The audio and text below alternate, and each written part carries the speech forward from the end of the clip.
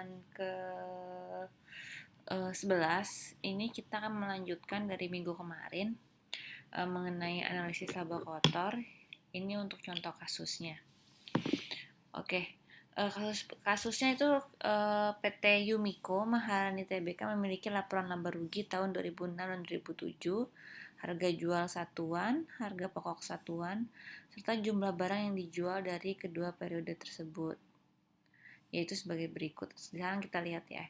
Penjualan bersihnya 2006 ke 2007 naik, HPP-nya juga naik, laba kotornya naik, jumlah barang yang dijual naik, harga persatuan naik, dan HPP-nya pun naik.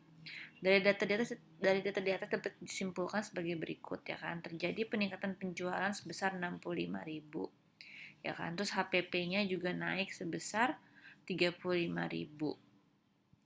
Lalu apa lagi? Laba kotornya juga meningkat sebesar 100%, yaitu coba kita lihat laba kotornya, ini meningkat 100%, dari 25.000 ke 50.000 ya kan, jadi meningkat 25.000. Harga jualnya juga naik 100 unit, harga persatuannya naik Rp50 dan harga pokok HPP-nya naik Rp25. Nah, langkah pertama adalah kita membuat tabel perubahan nih, difference-nya nih. Nah, kalau kita lihat kan penjualannya naik 65.000, HPP-nya naik 35.000, laba kotornya naik 30.000 ya. Laba kotornya naik 35.000, per unitnya naik 100.000, persatuannya 50.000, harganya sama HPP-nya naik 25.000. Nah, intinya di bab ini adalah kita mau mencari tahu nih, laba kotornya ini naik 30.000 itu dari mana aja gitu loh. Nah, langkah kedua adalah menganalisis sebab-sebab perubahan. Jadi perubahan 30.000 ini kan kita dapat dari kenaikan penjualan bersih dan kenaikan HPP kan. Nah, nanti nih kita pecah lagi nih, kenaikan penjualannya kenapa, kenaikan harga pokoknya kenapa gitu. Nah, analisis pertama adalah perubahan laba kotor yang diakibatkan oleh penjualan ya. Nah, jadi naik 65.000 itu sebabnya apa? Nah, ini ada rumusnya. Kuantiti tahun kedua dikali dalam kurung price tahun kedua, harga jual tahun kedua dikurangin harga jual tahun pertama. Ya kan? Atau bisa juga kayak begini nih. Harga jual tahun 2007 kan harus 165.000 ya kan. Terus jumlah penjualan tahun 2007 dikali harga jual tahun 2006. Ya kan, jumlah penjualnya tadi kan naik kan dari 1.000 jadi 1.100, lalu harga jualnya itu tahun 2006 itu adalah Rp100. Nah, ini kalau kita lihat 55.000 nih ada kenaikannya. Jadi kenaikan laba kotor karena harga penjualan, jadi karena harga penjualan sebesar 55.000 gitu. Nah, yang kedua adalah kita lihat karena faktor penjualan, tapi yang kita lihat adalah price-nya nih. Jadi kuantiti tahun kedua dikurangin price tahun kedua dikali price tahun kedua dikurangin price tahun pertama sebesar 55.000. Nah, jadi untuk karena adanya perubahan price ya kan, dikarenakan adanya perubahan price jadi 55.000. Terus sekarang gimana kalau dikarenakan karena jumlah kuantiti penjualan? Kalau kuantiti penjualan berarti yang kita selisihin adalah kuantitinya, yaitu price tahun pertama dikurangin dalam kurung kuantiti tahun kedua dikurangin kuantiti tahun pertama ya.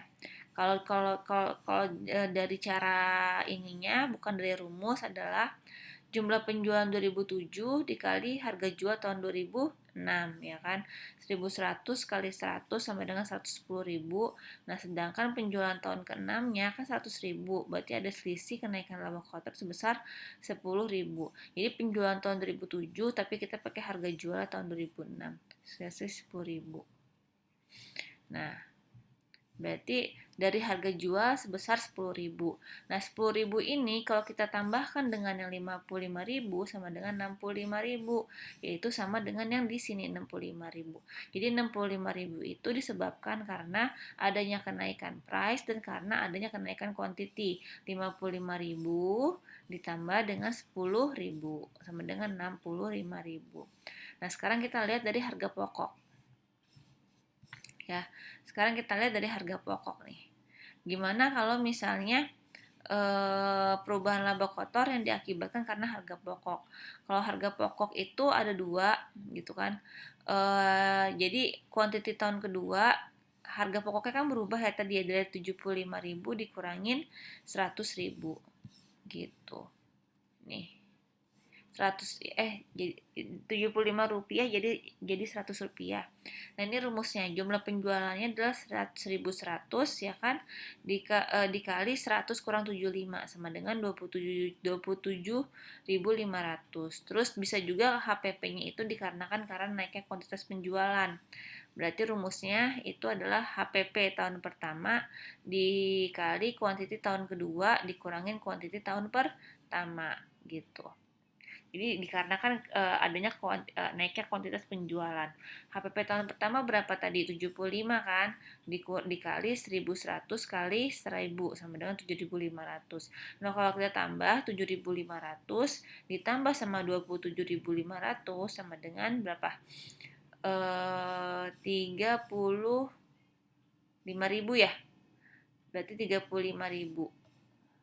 Nih ya, yang tadi nih dikarenakan penjualan karena kenaikan harga jual 55.000, karena naiknya kuantitas penjualan 10.000 total 65.000. Terus ini karena kenaikan harga pokok per unit 27.500 karena kenaikan kuantitas harga pokok kan dari barang dijual naik 100 tadi itu jadi 7.500.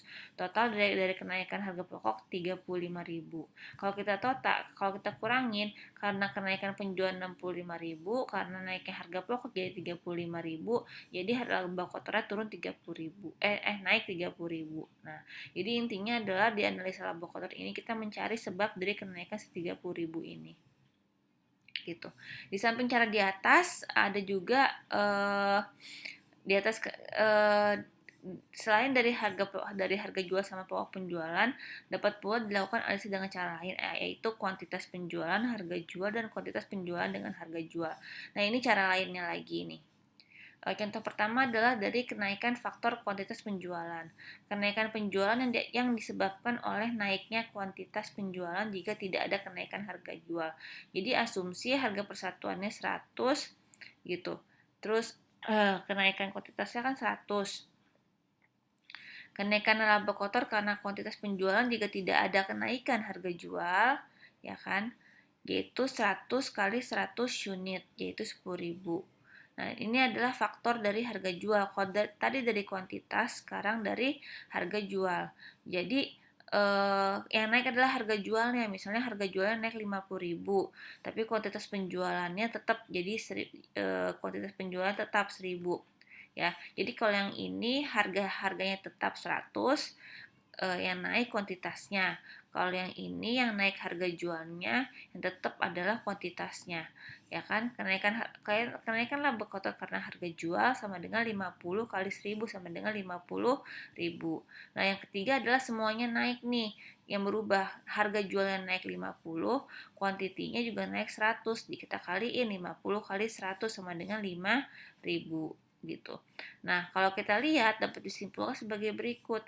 Kenaikan laba kotor karena kuantitas penjualan, ya kan? Jadi ininya tetap kuantitasnya yang berubah, yang naik 100 unit jadi 10.000. Karena harga jual, berarti harga jualnya yang naik dari 100 jadi 150, kuantiti tetap 1.000, 50.000, dan karena kenaikan harga jual sama kenaikan kuantitas jadinya 5.000. Jadi total laba kotor karena penjualan adalah 65.000, ya kan? Sekarang kalau kita lihat harga pokoknya nih 35.000 sama kayak tadi. Karena faktor kenaikan kuantitas. Harga pokoknya tetap 75.000, kuantitasnya kan naik 100.000 jadi 7.500. Nah, karena faktor harga pokok maka kenaikan harga pokoknya kan tadi kan 75 jadi 100 ya, jadi 25.000, harga jual tetap 1.000 ya kan, jadi 25 kali 1.000 sama dengan 25.000. Yang ketiga adalah dua-duanya naik nih, harga pokoknya naik 25.000, kuantitasnya naik 100 unit dari 1.000 menjadi 1.500 ya kan, dikaliin jadi 2.500. Sekarang kita tambah nih, 7.500 tambah 25.000 tambah 2.500 jadinya berapa? 35.000. Terus bikin laporan deh, ya kan? 65.000 dikurangi 35.000 dapatlah 30.000 gitu. Jadi ada dua cara ya, cara yang pakai rumus tadi sama cara yang ini. Oke, sekian untuk pertemuan kali ini. Minggu besok kita masih membahas mengenai laba kotor, yaitu mengenai forecast ramalan laba kotor perusahaan. Sekian dari saya. Assalamualaikum warahmatullahi wabarakatuh.